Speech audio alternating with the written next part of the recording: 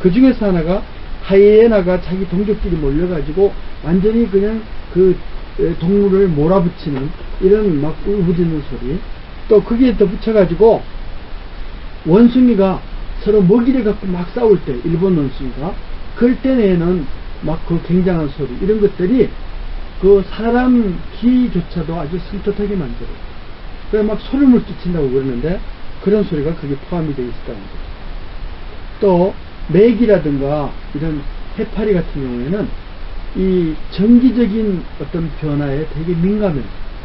이런 무슨 뱀장어라든가 이런 메기가 전기를 발생하기도 하지만 때로는 외부에서 오는 전기 신호를 되게 민감하게 하고, 그 소리가 전기하고 무슨 상관이냐 그러는데, 이렇게 지진이 일어나서 소리가 발생하면 그게 음압이기 때문에 이렇게 지진이 타고 바위라든가 이런 데 부딪히게 되면요, 소리가, 그러면 거기서 전기가 발생하는 이런 압전력 효과가 나타나기 때문에, 그래서 소리가 시끄러운 거에다가 전기까지 이렇게 나타나면은 아주 그냥 물속에서 요동을 치고 수면 위로 못 올라와가지고 난리를 낸다는 거죠. 또 우리가 옛날 그 설화에 보면은 밤에 피리를 불면은 뱀 나온다고 그랬잖아요. 근데 사실은 피리 불면은 뱀은 그 소리를 알아들을 수가 없어요. 피리의 주파수는 한 1000Hz에서 3000Hz 정도고 사람 귀로 훨씬 더 잘 알아듣기 때문에 밤에 그거를 불게 되면은 귀가 민감해져 가지고 사람한테 시끄럽다는 얘기 때문에 하지 말라는 의미에서 이제 시작이 된 것 같아요. 그러면 뱀은 오히려 500Hz 이하의 저주파를 이렇게 들려주면은, 예를 들어서 트로트 음악 같은 걸 들려주면은 이 피부의 촉감을 흔들어 줘가지고 아주 민감하게 그 촉감 자극에 의해서 막 꿈틀꿈틀대고 변화가 나타나는 것을 느낄 수가 있어요. 그러니까 오히려 뱀은 피리보다는 박수를 쳐주는 경우에 훨씬 더 놀라가지고 도망을 가게 된다는 거죠. 그래서 우리가 산이나 이런 데 이렇게 다닐 때 혹시 뱀이 접근할지 모르면은 이렇게 박수를 팍팍 치면서, 아니면 나무 토막을 가지고 어디 나무라든가 이렇게 툭툭 치면서 지나가게 되면은 그런 뱀의 접근을 어느 정도 예방할 수 있겠다, 이런 생각이 들어가는 거죠.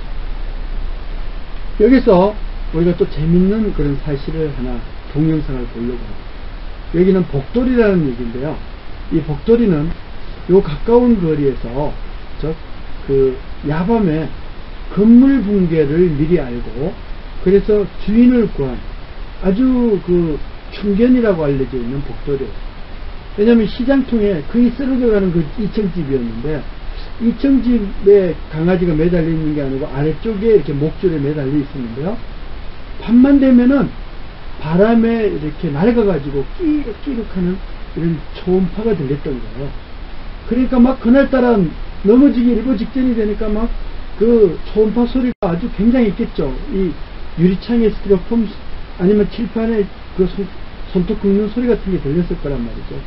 이거를 참다 못한 복돌이가 난리를 내니까 손님이 왔나 보다 하고서 잠에서 깨가지고 아래층을 내려온 즉시 바로 건물이 무너져가지고 그 주인은 화를 면하고 복돌이만 오히려 이렇게 더미에 갇혔는데, 나중에 이렇게 벽돌을 걷어내보니까 살아있어가지고, 그래서 같이 기념사진도 찍은 것이 있습니다.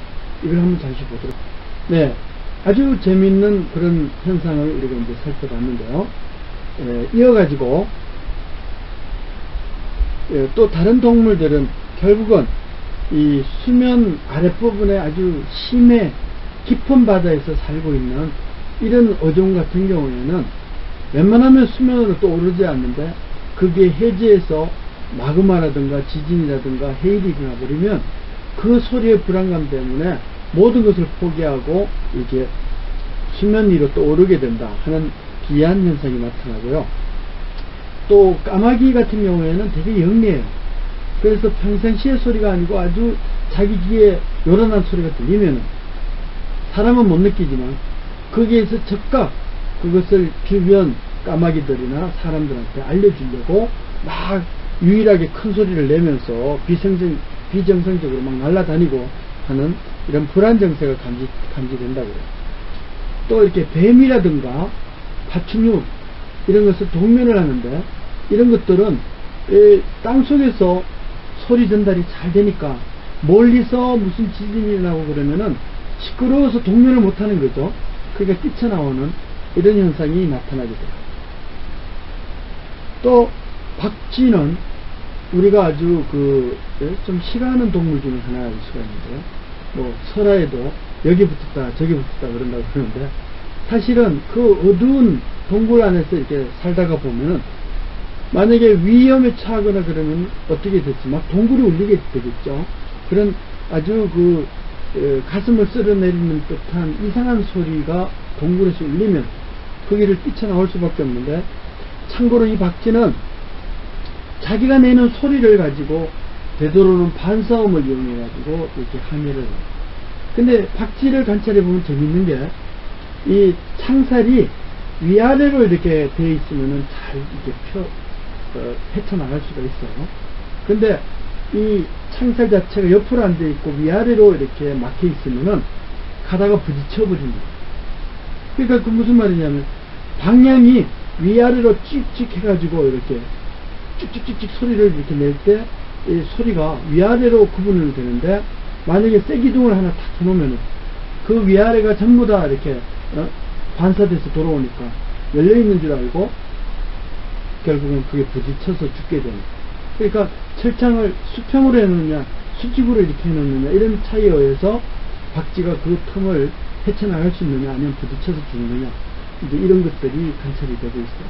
그러니까 박쥐가 어두운 데서 소리를 갖고 헤쳐나가려고 하다 보니까 만능은 아니라는 거죠. 그래서 항상 동물들도 천적이 있듯이 어떤 지형지물을 헤쳐나가는 데 있어 가지고 피할 수 없는 그런 지형지물도 존재할 수가 있다는 것을 우리가 소리의 상식에서 한번 이야기할 필요가 있습니다. 자, 이 그림을 이렇게 보시면은 동물들이 내는 소리를 이상하게 임산부의 배에다 이렇게 대고 있다는 것을 알 수가 있어요. 우리는 놀랄 거 아니에요. 혹시 저러다가 돌고래가 입을 크게 벌려가지고 이렇게 돌출되어 있는 배를 건드리면 어떻게 되냐, 물을 뜯으면 어떻게 되느냐, 이런 겁나는 사실인데도 이상하게 돌고래 앞에서 이렇게 있으면은 그 돌고래가 내는 히슬럼 있죠. 그 슉슉거리는 히슬럼 이 자체를 뱃속에 있는 아기가 어떻게 알아채가지고 막 태동을 느끼게 만든다는 거예요. 그 태동 때문에 그 산모는 이게 신기해가지고 그 돌고래 앞에서 태교를 하는 그런 사례가 페루에서 처음으로 이제 발견이 돼가지고, 그래서 수족관 안에 있는 돌고래하고 밖에 있는 산모들이 상당히 태교를 하고 있는 이런 모습이 외신을 통해서 많이 보도되고 있습니다. 그러면 어떻게 해서 이게 태교가 가능하느냐? 결국은 사람이 임신을 하면 그 태아는 임신 후 5개월만 지나면은 청각부터 열린다고 말씀을 드렸어요. 그러니까 외부의 소리를 엄마의 이 배 표피를 통해 가지고 이 물속을 통해 가지고 그래서 청각에 와닿는 이런 소리이기 때문에 1000Hz, 2000Hz 이상의 고주파음은 잘 못 들어요. 그러나 그 이하의 소리는 아주 잘 들을 수 있다는 것이죠. 그게 우리가 이제 실험해 본 바예요.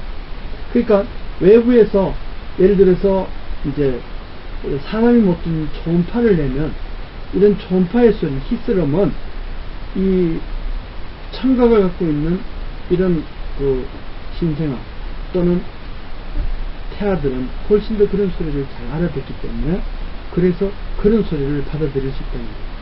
그러면 1000Hz, 2000Hz 이상을 못 듣는다고 그러는데 왜 초음파는 듣습니까? 그런데 초음파는 양수 속에서 잘 전달이 돼요. 또 거기다가 초음파는 그 청세포의 어떤 그 감지 능력이지, 결국은 이렇게 신생아가 1000Hz, 2000Hz 이상에서 20000Hz 사이를 못 듣는다는 것은 결국은 엄마의 이 배 표피 이 자체가 두꺼워 가지고 그 소리가 전달을 해오지 못한 그런 이유라고 할 수 있는데, 만약에 여기다가 이렇게 이 돌고래의 부리를 갖다 대면서 하게 되면 이런 초음파의 소리가 바로 양수를 통해서 물속을 통해서 전달되기 때문에 그래서 태아들은 이런 초음파의 소리를 들을 수 있다는 거죠.